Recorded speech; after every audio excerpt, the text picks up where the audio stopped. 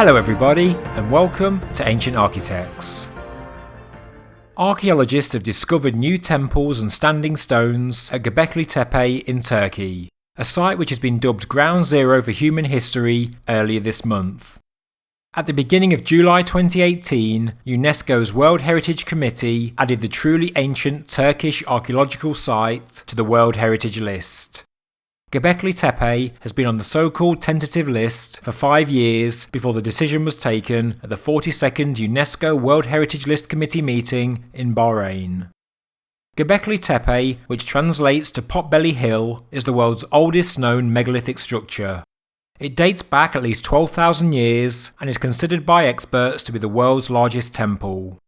Although many speculate the function of the site, from ritual and agricultural to astronomical and symbolic, Gobekli Tepe, which covers an area as large as 13 football fields, is still a great mystery, and probably had a multifunctional purpose.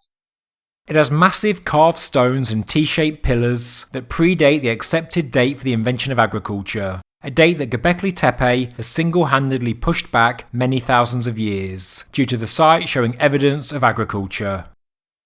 Before its UNESCO status was granted earlier this month, a new geophysical survey was conducted in the region to try and gain further understanding of what still remains hidden beneath the Potbelly Hill, as only a small portion of the vast site has actually been excavated. In a recent interview, Mehmet Onal, the head of the archaeology department at Harran University in Şanlıurfa, said at least 15 more megalithic monumental temples and more than 200 standing stones were discovered in his survey. He said, as archaeological excavations continue in the coming years, we will come across new constructions. Amazingly, he said that the excavations at Gobekli Tepe are estimated to continue for at least 150 years. It was discovered in 1963, when researchers from Istanbul and Chicago universities were working at the site, and since then, the excavations have been non-stop.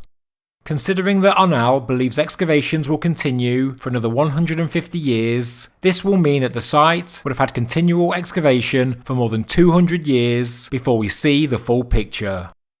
The German Archaeological Institute and Şanlıurfa Museum have done joint work at the site since 1995 and have found the famous T-shaped pillars measuring 3 to 6 metres high and weighing between 10 and 30 tonnes. During the excavations, diverse historical artefacts such as human statues have been found, which date back 12,000 years. There are intricate carvings and reliefs showing creatures of all shapes and sizes, some of which are now extinct, and researchers have shown how people depicted at Gobekli Tepe are similar in appearance to the Easter island Moai, how the mother goddess looks similar to the goddess of Aboriginal art, and how the famous Pillar 43 depicts a comet or meteorite impact which may have been the cause of the end of the last ice age. There has been recent outrage for the way the local people have been treating the site, pouring concrete without consulting archaeologists to prepare it for tourism.